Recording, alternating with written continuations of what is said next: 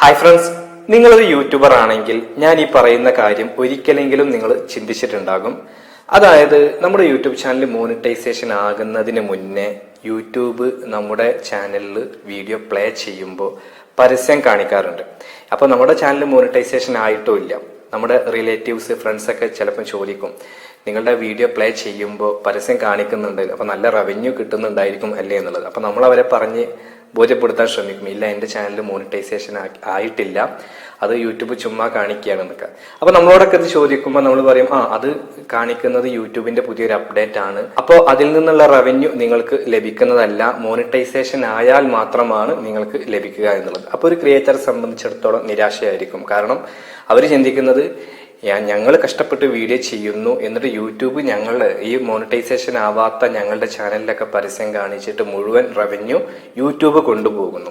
ഒരു ക്രൂരതയാണ് എന്നുള്ള രീതിയിലൊക്കെ ചിന്തിക്കാറുണ്ട്. മാത്രമല്ല പലരും അത് തന്നെ നിങ്ങളെ പറഞ്ഞ് പഠിപ്പിക്കുന്നു. കാരണം യൂട്യൂബ് വരെ ഇങ്ങനെയാണ് ചെയ്യുന്നത്, അപ്പൊ മോണിറ്റൈസേഷൻ എത്രയും പെട്ടെന്ന് ആക്കണം, അത് ഏത് രീതിയിലാക്കിയാലും കുഴപ്പമില്ല, കാരണം ആ റവന്യൂ പിന്നീട് നമുക്ക് തന്നെ കിട്ടും. അപ്പൊ ഈ രീതിയിലൊക്കെ നിങ്ങൾ ചിന്തിക്കുമ്പോൾ ശരിയാണല്ല, യൂട്യൂബ് എന്തിനാണ് മോണിറ്റൈസേഷൻ ആവാത്ത ഞങ്ങളുടെ ചാനലിൽ പരസ്യം കാണിക്കുന്നത്? മോണിറ്റൈസേഷൻ ആയ ചാനലിൽ കാണിച്ചാൽ പോലെ.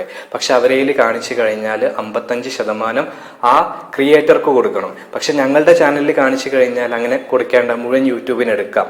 അപ്പൊ ആ ഒരു ലോജിക്കിലാണ് യൂട്യൂബ് ഞങ്ങളുടെ ചാനലിൽ പരസ്യം കാണിക്കുന്നത്. അപ്പോൾ ഈ രീതിയിൽ ചിന്തിക്കുന്നവർക്ക് വേണ്ടിയിട്ടുള്ളതാണ് ഈ ഒരു വീഡിയോ. ഈ ഒരു കൺഫ്യൂഷൻ, ഈ ഒരു തെറ്റിദ്ധാരണ നിങ്ങൾക്കുണ്ടെങ്കിൽ ഈ ഒരു വീഡിയോ മുഴുവനായിട്ട് നിങ്ങൾ കാണുക. തീർച്ചയായിട്ടും നിങ്ങളുടെ തെറ്റിദ്ധാരണ മാറി കിട്ടുന്നതാണ്.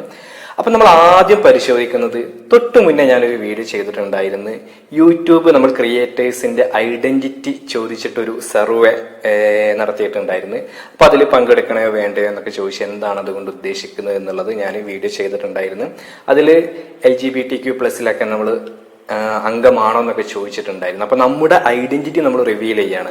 ലെസ്ബിയൻ ആണോ, ഗേ ആണോ, അതുപോലെ ട്രാൻസ്ജെൻഡർ ആണോ എന്നുള്ളത് യൂട്യൂബിനോട് നമ്മൾ പറയുകയാണ്. യൂട്യൂബിന്റെ കയ്യിൽ ഇതുവരെ നമ്മുടെ ഐഡന്റിറ്റി ഇല്ല. അപ്പൊ യൂട്യൂബ് അത് സേഫ് ആയിട്ട് സൂക്ഷിക്കും, പുറത്തൊന്നും ആർക്കും പറഞ്ഞു കൊടുക്കില്ല എന്നൊക്കെ യൂട്യൂബ് പറയുന്നുണ്ട്. മാത്രമല്ല അത് ഞങ്ങൾ പുറത്ത് കൊടുക്കണം എന്നുണ്ടെങ്കിൽ ആവശ്യം വരികയാണെങ്കിൽ നിങ്ങളോട് ഞങ്ങൾ ആദ്യം കൺസെന്റ് ചോദിക്കും എന്ന് പറയുന്നുണ്ട്. അപ്പൊ എന്തുകൊണ്ടാണ് യൂട്യൂബ് ഇത്രയും ഈ രീതിയിലൊക്കെ ഞങ്ങളത് പുറത്ത് വിടില്ല, നിങ്ങളുടെ ഐഡന്റിറ്റി ഞങ്ങൾ ചോദിക്കുന്നു എന്നൊക്കെ പറയുന്നത്? അപ്പൊ അതിനെക്കുറിച്ചൊക്കെ നമ്മൾ കഴിഞ്ഞ വീഡിയോയിൽ ഡീറ്റെയിൽ ആയിട്ട് പറഞ്ഞതാണ്. പക്ഷെ അതിൽ യൂട്യൂബ് ഒരു പ്രത്യേക കാര്യം പറഞ്ഞിട്ടുണ്ട് നമ്മുടെ ഈ ഒരു വിഷയവുമായി ബന്ധപ്പെട്ടിട്ട്. അത് ഞാൻ നിങ്ങൾക്ക് വേണ്ടി ഒന്ന് വായിക്കാം. It will not be made public without your consent. നമ്മുടെ കൺസെന്റ് ഇല്ലാതെ നമ്മുടെ ഐഡന്റിറ്റി പുറത്ത് പറയില്ല. Or used for advertising purpose. അതായത് അഡ്വർടൈസിംഗ് പർപ്പസിന് വേണ്ടി ഈ ഐഡന്റിറ്റി അല്ലെങ്കിൽ ഈ ഒരു നമ്മൾ കൊടുക്കുന്ന വിവരം യൂട്യൂബ് ഉപയോഗിക്കില്ല എന്നുള്ളത്. ഇവിടെയാണ് നമ്മൾ മനസ്സിലാക്കേണ്ടത്. യൂട്യൂബ് ഇന്നലെ നമ്മുടെ ഐഡന്റിറ്റി ചോദിച്ചു, നമ്മൾ ഏതെങ്കിലും കമ്മ്യൂണിറ്റിയിൽ അംഗമാണോ എന്നുള്ള കാര്യങ്ങൾ ഡീറ്റെയിൽ ആയിട്ട് ചോദിച്ചിട്ടുണ്ടായിരുന്നു. അപ്പൊ നമ്മൾ അതേ എന്ന് ആൻസർ കൊടുത്തു എന്ന് വിചാരിക്കുക. അപ്പൊ നമ്മൾ അങ്ങനെ കൊടുത്തു കഴിഞ്ഞാൽ നിങ്ങൾ മനസ്സിലാക്കുക, യൂട്യൂബിന്റെ കയ്യിൽ നമ്മുടെ ആ ഒരു ഡാറ്റ കിട്ടി, നമ്മൾ ഏത് കമ്മ്യൂണിറ്റിയിൽ പെട്ടതാണ് എന്നുള്ളത്. അപ്പൊ യൂട്യൂബിൽ ഓരോ സർവീസ്, ഓരോ പ്രൊഡക്റ്റ് നമുക്ക് പരസ്യമായിട്ട് വരാറുണ്ടല്ലോ. അങ്ങനെ പരസ്യം വരുമ്പോൾ ഈ കമ്മ്യൂണിറ്റിയിൽ പെട്ടവർക്ക് വേണ്ട സർവീസ്, പ്രൊഡക്റ്റ് എന്തെങ്കിലും ഉണ്ടെങ്കിൽ യൂട്യൂബിനും ഗൂഗിളിനും വളരെ ഈസിയാണ്. കാരണം ഇവരിലേക്ക് മാത്രം ആ പരസ്യം എത്തിച്ചു കൊടുത്താൽ മതി. യൂട്യൂബിന്റെ കയ്യിൽ ആ ഡാറ്റ ഉണ്ട്.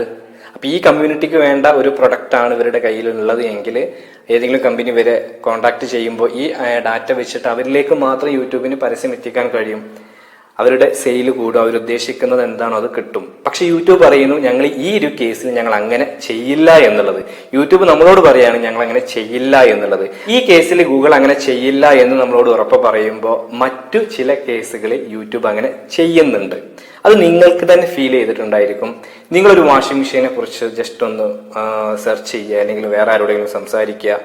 നിങ്ങളുടെ ആ ഒരു വാങ്ങാനുള്ള ഒരു പ്ലാൻ ഉണ്ടെങ്കിൽ നിങ്ങൾ ഗൂഗിളൊക്കെ സെർച്ച് ചെയ്ത് എന്തെങ്കിലുമൊക്കെ സെർച്ച് ചെയ്ത് നോക്കും, റിവ്യൂ നോക്കും. പക്ഷെ പിന്നീട് നിങ്ങൾ എന്ത് തുറന്നു കഴിഞ്ഞാലും നിങ്ങൾക്ക് ആ വാഷിംഗ് മെഷീൻ റിലേറ്റഡ് ആയിട്ടുള്ള പരസ്യങ്ങൾ വരും. അതല്ലെങ്കിൽ വേറെ എന്തെങ്കിലും പ്രൊഡക്റ്റ് നിങ്ങൾ അതുപോലെ സെർച്ച് ചെയ്യുന്ന വാങ്ങാൻ ഉദ്ദേശിക്കുന്നുണ്ടെങ്കിൽ അതെങ്ങനെയാണ് വരുന്നത്? അപ്പൊ യൂട്യൂബ് നമ്മുടെ ആ ഒരു നമ്മുടെ സെർച്ച് ഹിസ്റ്ററി എടുക്കുന്നുണ്ട്, അല്ലെങ്കിൽ ബാക്കി നമ്മുടെ ലൊക്കേഷൻ, നമ്മുടെ ഏജ്, അങ്ങനെ ഒരുപാട് കാര്യങ്ങൾ ഗൂഗിള് മനസ്സിലാക്കി, അതായത് എടുത്തു വെച്ചിട്ടുണ്ട്. അപ്പൊ ഈ കമ്പനികൾ പരസ്യം കൊടുക്കുമ്പോൾ ഇന്ന ലൊക്കേഷനിലേക്ക് എത്തിക്കുക, അല്ലെങ്കിൽ ഇന്ന ഇത്ര വയസ്സ് മുതൽ ഇത്ര വയസ്സുള്ള ആളുകളിലേക്ക് എത്തിക്കുക, അത് ലേഡിയാണോ ബോയ് ആണോ, അതായത് അതുപോലെ അവരുടെ സെർച്ചിങ് ഹിസ്റ്ററി, ഏത് സെർച്ചിങ് കീവേഡ് ചെയ്യുന്നവരിലേക്കാണ് എത്തിക്കേണ്ടത്. അപ്പൊ ഇങ്ങനെ ഒരുപാട് വ്യത്യസ്തതകൾ ഉണ്ടല്ലോ. അപ്പൊ ഇവിടെ നമ്മൾ മനസ്സിലാക്കേണ്ടത്, നമ്മൾ ഗൂഗിൾ ഉപയോഗിക്കുമ്പോൾ ഗൂഗിൾ ID ക്രിയേറ്റ് ചെയ്ത് കഴിഞ്ഞാൽ പിന്നീട് നമ്മൾ സെർച്ച് ചെയ്യുന്നത്, നമ്മൾ വീഡിയോസ് കാണുന്നത് എല്ലാം യൂട്യൂബ് എടുക്കുന്നുണ്ട്.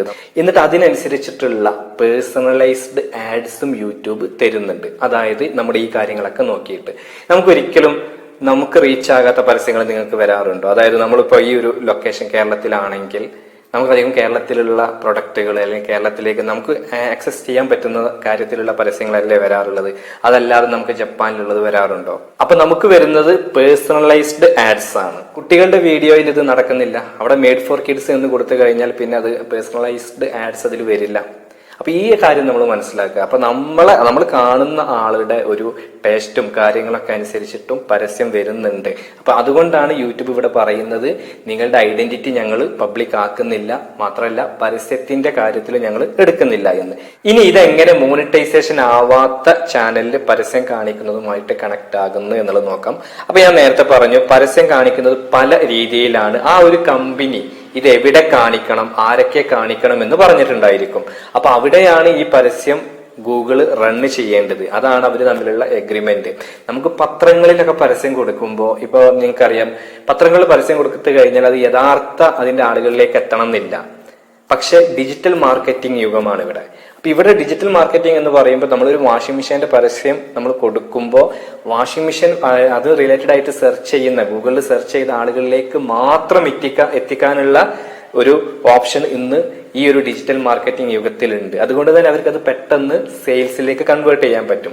അതുകൊണ്ട് തന്നെ ഇന്ന് എല്ലാവരും അവരുടെ പ്രൊഡക്റ്റ് ആയാലും സർവീസ് ആയാലും ഡിജിറ്റൽ മാർക്കറ്റിംഗിലൂടെയാണ് അവരുടെ ഓഡിയൻസിലേക്ക്, അല്ലെങ്കിൽ അവരുടെ കസ്റ്റമറിലേക്ക് എത്തിക്കുന്നത്. കാരണം ഇത് വളരെ ടാർഗറ്റ് ചെയ്ത് എത്തിക്കാൻ കഴിയും എന്നുള്ളത്. അപ്പൊ യൂട്യൂബിനോട് ഒരു കമ്പനി പറയാണ്, ഞങ്ങളുടെ അഡ്വർടൈസ്മെന്റ് നിങ്ങൾ ഇത്ര ആളുകളിലേക്ക് എത്തിച്ചു തരണം ഇത്ര ദിവസം കൊണ്ട് എന്ന് പറയുമ്പോൾ, അപ്പോൾ യൂട്യൂബ് അത് ഓക്കെ, മോണിറ്റൈസേഷൻ ആയ ചാനലുകൾ മാത്രം എടുത്തു കഴിഞ്ഞാൽ അവർ ടാർഗറ്റ് ചെയ്യുന്ന ഓഡിയൻസിനെ കംപ്ലീറ്റ് ആകുന്നില്ലെങ്കിൽ എന്ത് ചെയ്യും? പുറത്ത് ഇതേ ടാർഗറ്റ് ചെയ്ത ഓഡിയൻസ് ഉണ്ടായിരിക്കും. മോണിറ്റൈസേഷൻ ആവാത്ത ചാനലിലും ആളുകൾ കാണുന്നുണ്ടല്ലോ, വീഡിയോ കാണുന്നുണ്ടല്ലോ.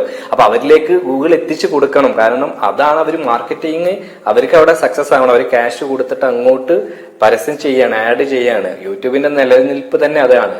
കാരണം ഈ നമ്മൾ വീഡിയോ ചെയ്യുന്നുണ്ടെങ്കിൽ ഗൂഗിൾ ആഡ്സ് വഴി ഏതൊക്കെ എവിടെയൊക്കെ കാണിക്കണം എന്ന് യൂട്യൂബിനോട് പറഞ്ഞിട്ടുണ്ട്, അല്ലെങ്കിൽ ഗൂഗിളിനോട് പറഞ്ഞിട്ടുണ്ട്. അപ്പൊ ഗൂഗിൾ അത് അവിടെയൊക്കെ ആഡ്സ് പ്ലേസ് ചെയ്യണം. അപ്പൊ ഈ നിങ്ങളുടെ വീഡിയോ മോണിറ്റൈസേഷൻ ആവാത്ത ചാനലിലെ വീഡിയോ ആരൊക്കെ കാണുന്നുണ്ട്, അവരുടെ നേച്ചർ അനുസരിച്ചിട്ടുള്ള പരസ്യം ആ ചാനലിൽ വരും. നിങ്ങൾ സിമ്പിൾ ആയിട്ടൊന്ന് ആലോചിച്ച് നോക്കിയാൽ മതി. നിങ്ങൾ വീഡിയോ കാണുമ്പോൾ നിങ്ങൾക്ക് വരുന്ന അഡ്വർടൈസ്മെന്റ് നിങ്ങളുടെ ആ ഒരു ടേസ്റ്റിനനുസരിച്ചിട്ടുള്ളതായിരിക്കും, അല്ലെങ്കിൽ ജനറൽ ആയിട്ട് കാണിക്കാൻ പറഞ്ഞിട്ടുള്ള രീതിയിലായിരിക്കും. അപ്പൊ ആ ഒരു പരസ്യം നിങ്ങളെ കാണിക്കാൻ വേണ്ടിയിട്ട് ഗൂഗിളിനോട് പറഞ്ഞത് കൊണ്ടാണ് അവർ നിങ്ങളെ കാണിക്കുന്നത്. അവർ ടാർഗറ്റ് ചെയ്യുന്ന ഒരാൾ നിങ്ങളാണ്. അപ്പൊ അത് ഏത് ചാനലിൽ വരുന്നു എന്നതിനപ്പുറം നിങ്ങളും അവിടെ ഒരു ഘടകമാണ്. അതുപോലെ തന്നെ നിങ്ങളുടെ വീഡിയോ നിങ്ങളുടെ റിലേറ്റീവോ ആരെങ്കിലും കാണുമ്പോൾ അതിൽ പരസ്യം വരുന്നുണ്ടെങ്കിൽ അവരുടെ ലൊക്കേഷന്, അവരുടെ ഏജ്, അവരുടെ സെക്സ്, ഇതൊക്കെ അവർ യൂട്യൂബ് എടുക്കുന്നുണ്ട്. അത് കാരണം കൊണ്ടും അവർക്ക് അങ്ങനെ ഒരു ആഡ്സ് വരാം. ഇനിയിപ്പോ അത് മാത്രമല്ല, ഓട്ടോമൊബൈൽ റിലേറ്റഡ് ആയിട്ടുള്ള ഒരു വീഡിയോ ആണ് അല്ലെങ്കിൽ ഒരു ചാനലാണ് നിങ്ങൾ ക്രിയേറ്റ് ചെയ്തിട്ടുള്ളത് എങ്കിൽ നിങ്ങളുടെ ചാനലിൽ ഓട്ടോമൊബൈൽ റിലേറ്റഡ് ആയിട്ടുള്ള പരസ്യം വരാൻ ചാൻസ് കൂടുതലുണ്ട്. അതിൽ കാണുന്ന ആള് ആ ഒരു റിലേറ്റഡ് ആയിട്ട് സെർച്ച് ഹിസ്റ്ററി ഉള്ള ഒരാളാണെങ്കിൽ ഓട്ടോമൊബൈൽ റിലേറ്റഡ് ആയിട്ടുള്ള പരസ്യങ്ങൾ ഗൂഗിൾ ചിലപ്പോൾ അവരിലേക്ക് എത്തിക്കും. അപ്പൊ അവിടെ ചാനൽ മോണിറ്റൈസേഷൻ ആയതാണോ അല്ലയോ എന്നുള്ളത് ഗൂഗിളിന് നോക്കുമ്പോൾ വളരെയധികം ഗൂഗിൾ ബുദ്ധിമുട്ടേണ്ടി വരും. എനിക്ക് തോന്നുന്നു ഡിജിറ്റൽ മാർക്കറ്റിംഗ് ഒക്കെ ചെയ്യുന്ന എക്സ്പേർട്ടായ ആളുകൾക്ക് ഇതിനെക്കുറിച്ച് കൂടുതൽ പറയാൻ കഴിയും. അപ്പൊ എന്തായാലും നമ്മൾ മനസ്സിലാക്കേണ്ട ഇമ്പോർട്ടന്റ് ആയിട്ടുള്ള രണ്ട് കാര്യം, ഒന്ന് നമ്മൾ നേരത്തെ പറഞ്ഞ ഒരു ഐഡന്റിറ്റി നമ്മൾ റിവീൽ ചെയ്ത് കഴിഞ്ഞാൽ യൂട്യൂബ് അല്ലെങ്കിൽ ഗൂഗിൾ ഒരിക്കലും അതിനനുസരിച്ചിട്ടുള്ള പേഴ്സണലൈസ്ഡ് ആഡ്സ് നമുക്ക് തരുന്നതല്ല എന്ന് ഗൂഗിൾ പറഞ്ഞിട്ടുണ്ട്. അപ്പൊ നമ്മൾ മനസ്സിലാക്കി, അങ്ങനെയെങ്കിൽ നമ്മുടെ പേഴ്സണലൈസ് ഡാറ്റ യൂട്യൂബ് എടുക്കുന്നുണ്ട്, അതിനനുസരിച്ചുള്ള പരസ്യമാണ് നമ്മുടെ അക്കൗണ്ടിലൊക്കെ വരുന്നത് എന്നുള്ളത് നമ്മൾ മനസ്സിലാക്കുക. അപ്പൊ നമ്മൾ ആദ്യം പറഞ്ഞ ആ ഒരു സംശയം നമുക്കിവിടെ മാറിക്കിട്ടും. മോണിറ്റൈസേഷന് ആയ ചാനലിലും ആവാത്ത ചാനലിലും എന്തുകൊണ്ട് പരസ്യം വരുന്നു എന്നുള്ളത് ഇവിടെ നമുക്ക് മനസ്സിലാക്കാൻ കഴിഞ്ഞു. അതല്ലാതെ യൂട്യൂബ് ഒരിക്കലും മോണിറ്റൈസേഷൻ ആവാത്ത ചാനലുകൾ ടാർഗറ്റ് ചെയ്തിട്ട് അതിലെ മുഴുവൻ വരുമാനം യൂട്യൂബ് എടുത്തു കൊണ്ടുപോകാൻ വേണ്ടി യൂട്യൂബ് ചെയ്യുന്നതല്ല. പകരം കമ്പനികൾ പറഞ്ഞിട്ടുണ്ട് ഇത് ആരിലേക്ക് എത്തിക്കണം, എവിടെ എത്തിക്കണം എന്നുള്ളത്. അതുകൊണ്ടാണ് മോണിറ്റൈസേഷൻ ആവാത്ത നിങ്ങളുടെ ചാനലിലും പരസ്യങ്ങൾ വരുന്നത്. ഇപ്പൊ നിങ്ങൾക്ക് എന്തുകൊണ്ട് നിങ്ങളുടെ യൂട്യൂബ് ചാനലിൽ പരസ്യം വരുന്നു എന്നതിനെ കുറിച്ചിട്ടുള്ള ഒരു ധാരണ കിട്ടി എന്ന് കരുതുന്നു. അപ്പൊ ഈ ഒരു വീഡിയോ നിങ്ങൾക്ക് ഉപകാരപ്പെട്ടു എങ്കിൽ തീർച്ചയായിട്ടും നിങ്ങൾ ലൈക്ക് ചെയ്യുക. നിങ്ങളുടെ നിർദ്ദേശങ്ങളും സംശയങ്ങളൊക്കെ താഴെ കമന്റ് ബോക്സിൽ രേഖപ്പെടുത്തുക. മാത്രമല്ല, നിങ്ങൾ ആദ്യമായിട്ടാണ് ചാനൽ കാണുന്നതെങ്കിൽ ചാനൽ ഒന്ന് സബ്സ്ക്രൈബ് ചെയ്യുക, കൂടാതെ ബെൽ ബട്ടണും കൂടി അമർത്തുക. അപ്പോൾ മറ്റൊരു യൂസ്ഫുൾ ആയിട്ടുള്ള യൂട്യൂബ് ടിപ്സുമായിട്ട് നമുക്ക് വീണ്ടും കാണാം. അതുവരെ ബൈ.